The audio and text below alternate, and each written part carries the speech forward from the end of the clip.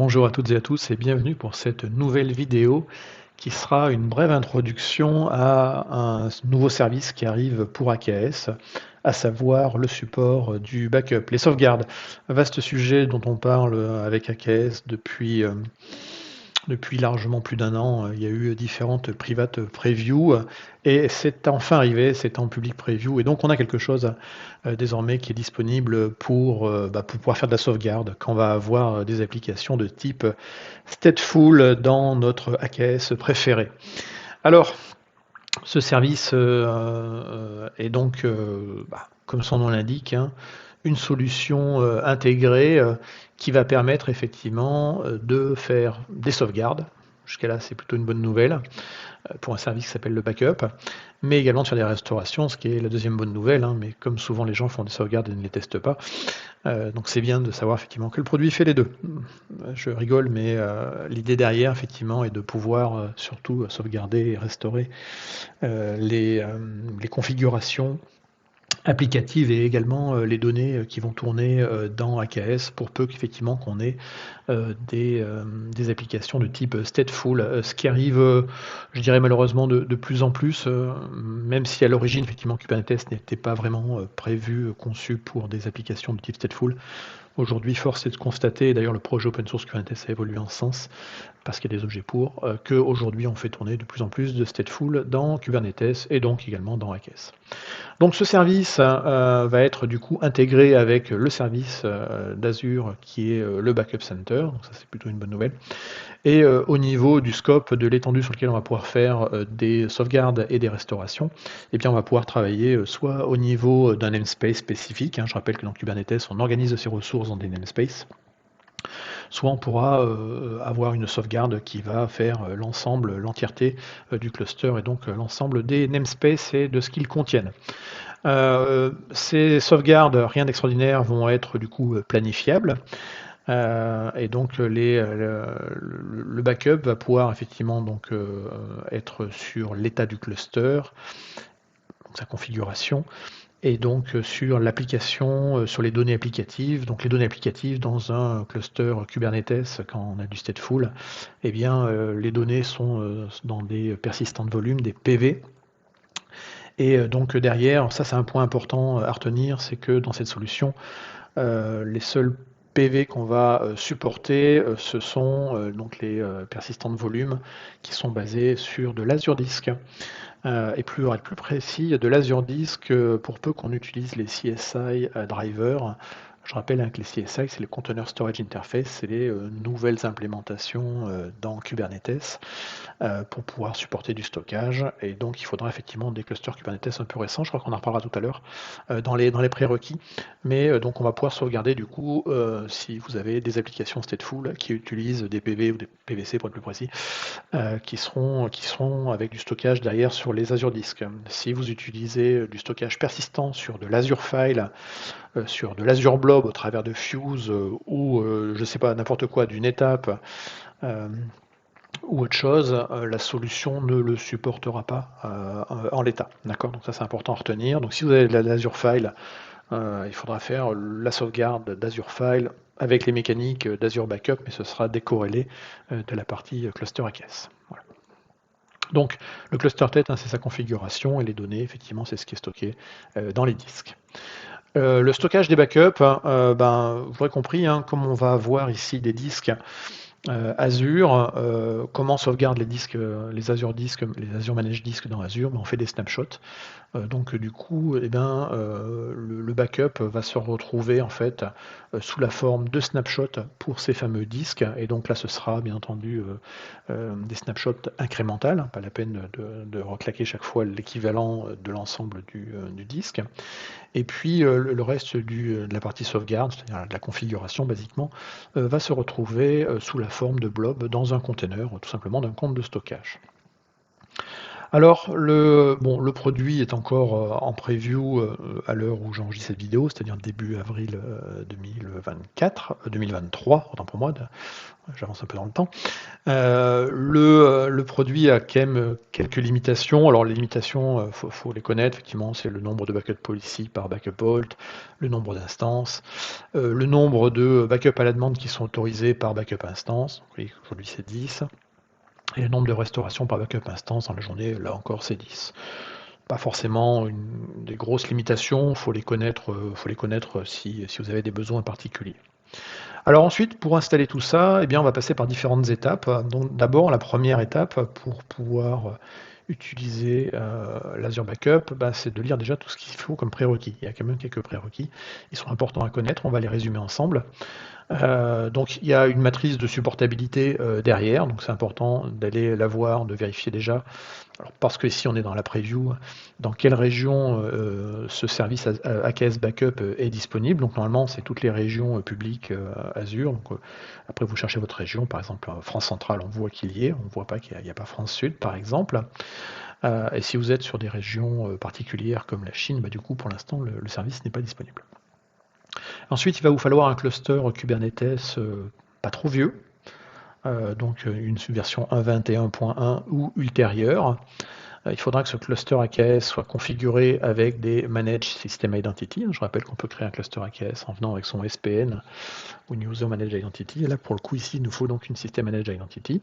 Il nous faudra activer sur ce cluster les CSI drivers, donc les Container Storage Interface drivers.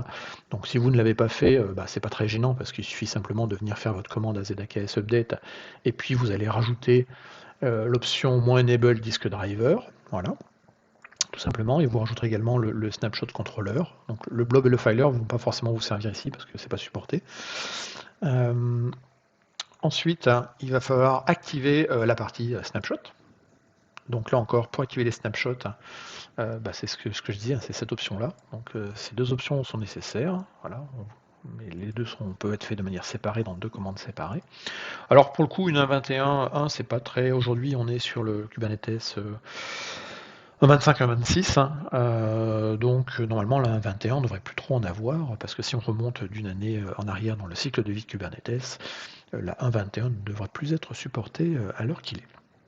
Donc ensuite, une fois qu'on est bien dans une région qui supporte le service, qu'on a un cluster dans la bonne version, que sur ce cluster on a les managed entities, les CSI drivers et les snapshots activés, eh bien il va falloir aller activer une petite nouveauté qui s'appelle le Trusted Access. Alors le Trusted Access, c'est assez intéressant. C'est actuellement un service qui est en preview. Et le Trusted Access en fait va permettre de donner des droits en fait à des ressources Azure, des services Azure, d'aller attaquer l'API, les API Kubernetes en fait d'AKS. Donc l'idée en fait c'est de permettre à des services Azure, en l'occurrence ici ce sera Vault, ce sera pardon le service de backup, tant pour moi, de bypasser finalement les restrictions qu'on pourrait avoir si on a un environnement avec des endpoints, avec des private endpoints, ce qui devrait être le cas de la majorité, en tout cas, des déploiements en entreprise.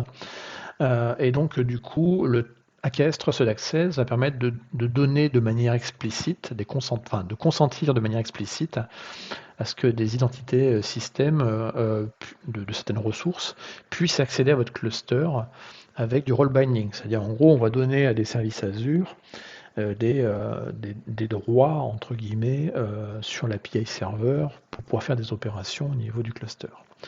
Et tout ça va passer au travers de ce qu'on appelle l'AKS Regional Gateway, qui est un terme qui est apparu pour la première fois dans la documentation, et donc qui résume également que pour accéder en fait aux API serveurs de vos clusters AKS, effectivement dans chaque région vous passez par une passerelle que nous gérons et qui nous permet d'être, on va dire, l'API Gateway pour l'ensemble, accéder après derrière à vos clusters AKS. Bon, ça a été cité une fois dans la documentation, c'est bon à savoir. Donc les droits qu'on va donner de manière explicite à certains services, donc en l'occurrence ici on va donner des droits en fait au service de backup, et bien ici le droit qu'on va donner, ce sera un rôle prédéfini qui s'appellera Data Protection, Backup Vault, Backup Operator, tout simplement, derrière. Donc ce Trusted Access, hein, c'est une nouveauté en fait d'AKS. Et donc la première fois qu'on va l'utiliser, effectivement, ce sera ici. Donc ça veut dire que ce service, il faudra l'enregistrer comme toute nouveauté qui arrive dans AKS. Et donc ce sera effectivement le Trusted Access Preview. C'est une feature qui sera dans la gamme des services et des API et dans le provider Microsoft Container Service. Voilà. Au passage, il faudra également du coup mettre à jour votre extension AKS Preview, extension à la ligne de commande AZ. Voilà. Donc une fois qu'on a ces prérequis, eh bien, on est dans les bonnes conditions pour installer en fait la backup extension. Donc la backup extension, là encore, vous l'aurez compris, on va venir rajouter une extension dans le cluster Kubernetes. Comme c'est une extension, c'est une nouvelle fonctionnalité, là encore, il va falloir venir enregistrer cette nouvelle fonctionnalité dans le provider Microsoft Kubernetes Configuration. Et il faudra du coup enregistrer également la Trusted Access dont on a parlé tout à l'heure. Donc cette extension, elle va faire servir à quoi? En fait, elle va permettre en fait au service Backup Vault de communiquer en fait tout simplement avec cette extension. Elle sera installée dans son propre namespace qui s'appellera Data Protection-Microsoft, et donc elle va créer également une user identity pour le manage, l'AKS, le resource group AKS manage. Voilà. L'extension va utiliser, donc l'extension de backup, quelque part qu'on pourrait appeler l'agent de backup presque, va utiliser pour la sauvegarde des backups un blob storage. Donc ça c'est important à retenir, c'est que ça va être les services Azure Backup qui vont aller piloter le backup d'AKS, mais les données ne seront pas dans un vault de backup, elles sont vraiment stockées dans un compte de stockage, un Azure Storage tout à fait classique, dans un container à l'intérieur. Et donc voilà, ça c'est un petit point, une petite subtilité à connaître. Ok, on a les prérequis, on a un cluster qui va bien, on a eu l'extension qui est installée, il ne nous reste plus qu'après à paramétrer le tout. Alors je précise qu'il y aura une deuxième vidéo qui sera disponible dans la chaîne, où je vous montrerai toutes ces étapes en pas à pas avec les captures d'écran derrière. Ça prend un petit peu de temps, donc je n'ai pas fait une démo en temps réel, mais si vous voulez voir la version avec les interfaces et les lignes de commande, ce sera disponible dans une deuxième vidéo. Je mettrai le lien de la vidéo d'ailleurs dans la description de cette vidéo, au même titre que la carte heuristique derrière. Alors les étapes ensuite pour configurer, pour déclencher un backup, globalement, effectivement, on va avoir son vault, sa policy et son backup, et on va voir les étapes ensemble. Donc, on va créer un backup vault. Donc ça veut dire qu'on va aller effectivement dans les services de backup d'Azure, et là effectivement on va venir créer son ressource group, son backup vault, etc. Une fois que ensuite on va créer une policy. Donc une policy, c'est là-dedans où on va définir l'ordonnancement, la rétention, etc. Donc ça c'est là vraiment où on fait la configuration du backup, c'est là qu'on précisera que ce sera un backup, donc on sera dans le backup center et on précisera effectivement que le data source type sera un cluster Kubernetes. Ensuite on sélectionnera le vault derrière, le cluster, etc. Alors au passage, cette étape en fait, il peut vous faire l'installation en fait de l'extension de manière directement dans cette partie-là. Ensuite, on va créer un backup instance qui est ni plus ni moins en fait que la configuration. Alors oui, le backup vault ici va se créer dans le backup center. Je rappelle que le backup center, c'est l'endroit où on a l'ensemble c'est là où on gère l'ensemble des backups et des site recovery, c'est les nouvelles interfaces derrière. Ensuite, on crée donc sa config. Donc la config, chaque instance, chaque config de backup pour un cluster sera créé avec une backup vault policy derrière. Si on en envoie plusieurs, on aura plusieurs backup vault.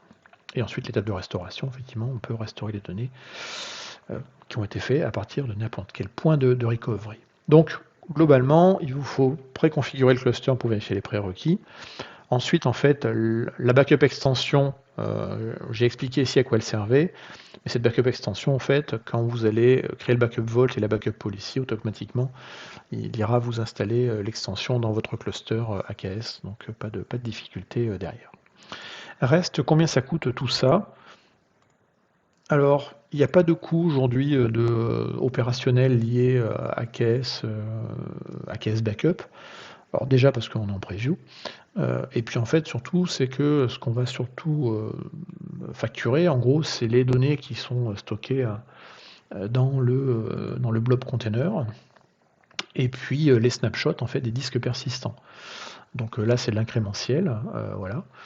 Et donc ça, les backups, ça c'est un point important, les backups incrémentales, pardon, sont stockés toujours sur du stockage standard, c'est-à-dire que si vous avez utilisé un persistant de volume sur une base de SSD Premium, par exemple, le backup, lui, sera bien fait sur du standard storage, base HDD, simplement parce qu'il n'y a pas besoin de mettre du backup sur des SSD, ça n'aurait pas de sens, ni écologiquement, ni économiquement.